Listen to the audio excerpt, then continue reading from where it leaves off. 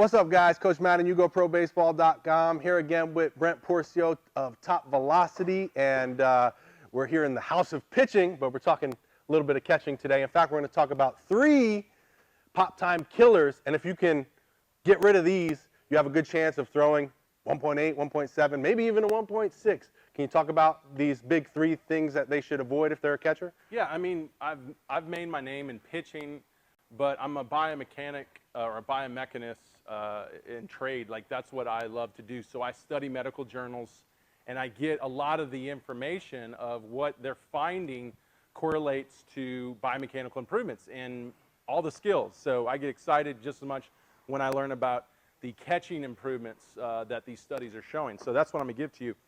When a real killer I see with catchers doing is, you know, the one strongest correlation to overall pop time for a catcher is getting up out of their squat position or out of their when they receive the ball. Those that can do it faster typically have better overall pop time. So that's a big problem for a lot of amateur catchers. And what I find is how they're in their squat positions. It's not so much, of course, there's a power aspect of it that we're going to talk about it.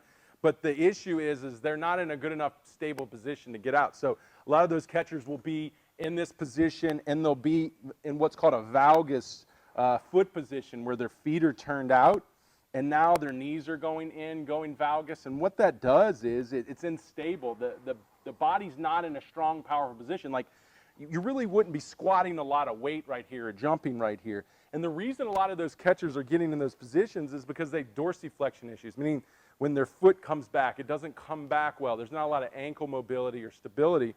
So they're trying to get away from that, because to squat, your knees have to go forward.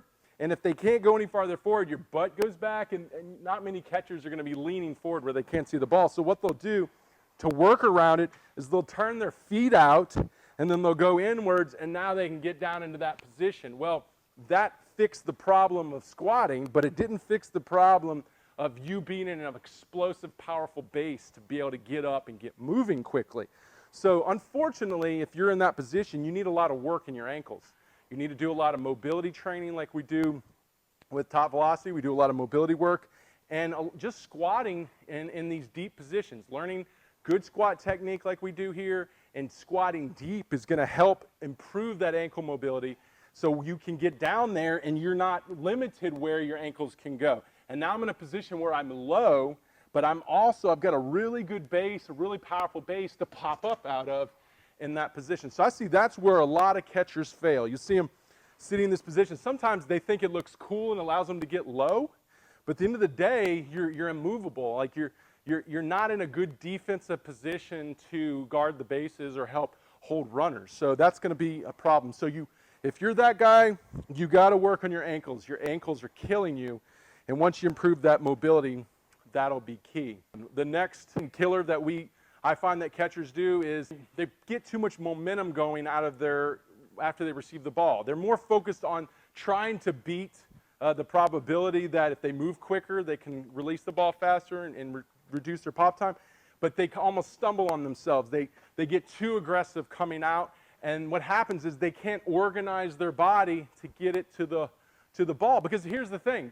At the end of the day, yeah, we want to move quickly to release, but if we can't put all that energy or get enough energy behind the ball, then from where we release the ball all the way to second base, we're going to have a problem, and that's not going to help in our overall pop time. So as much as we got to get up quickly, we also need to organize our body so when we release the ball, we got as much energy in that ball based off the time we took to create it as possible, so we get some good velo. Because at the end of the day, catchers are trying to do 2 things. They're trying to get quick to release, but they're also trying to get enough velocity on the ball to shorten the time it takes for the ball to get to the bag.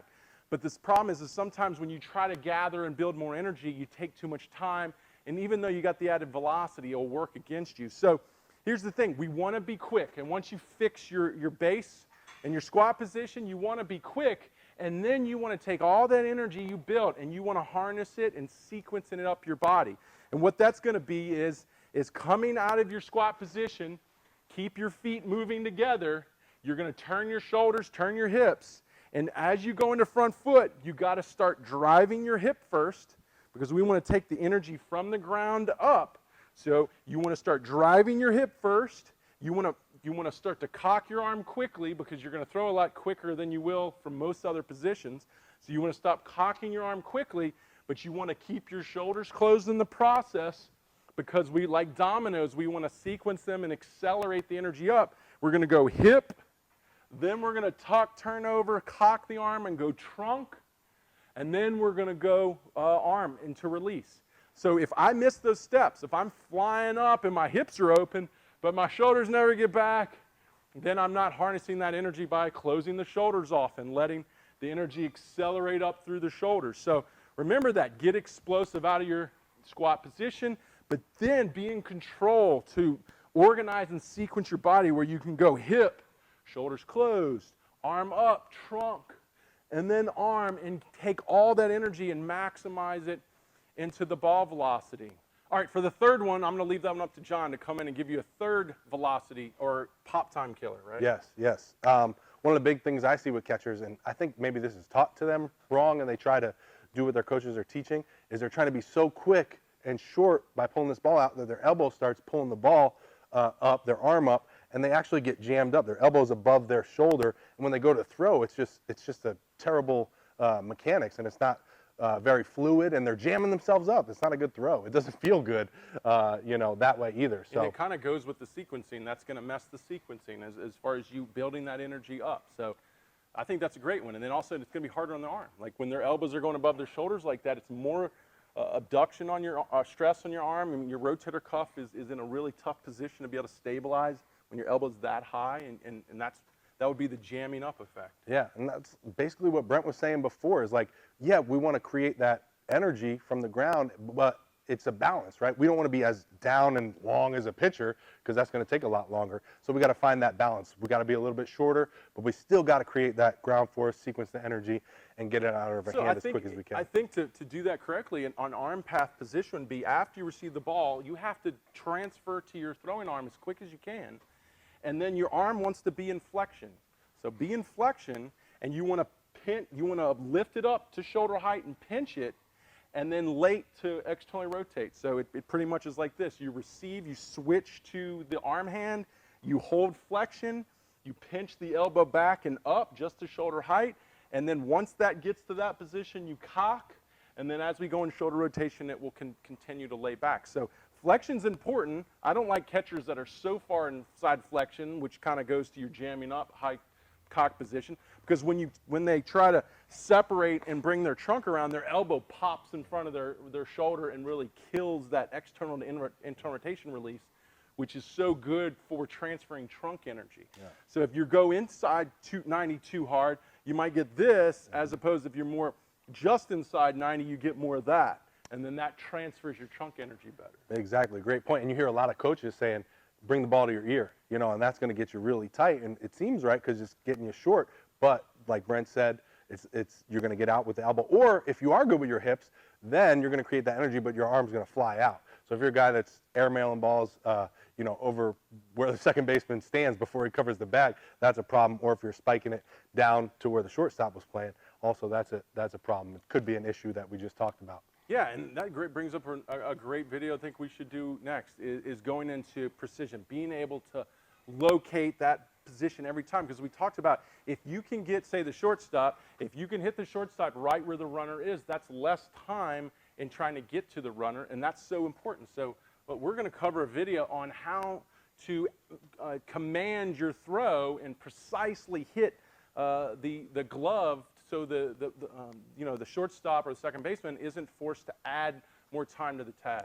That's a great point. That's a great point. One thing that I was thinking when you were talking about the first pop time killer about being athletic and the stance and everything is you also need to anticipate the runner going. You have to anticipate. I see a lot of guys are sitting here and they catch the ball and they're still sitting here and then they got to get up and move. That's going to take too long. You have to anticipate. You have to be aware of what's going on and be ready to go. If you see that guy going, you're going to try to meet that. Now, you can't get too far because you got a batter that may be swinging, but you still got to have a little bit of movement starting to get to that ball so you can get those feet going and be ready to throw that guy out. That's a perfect point. Perfect point.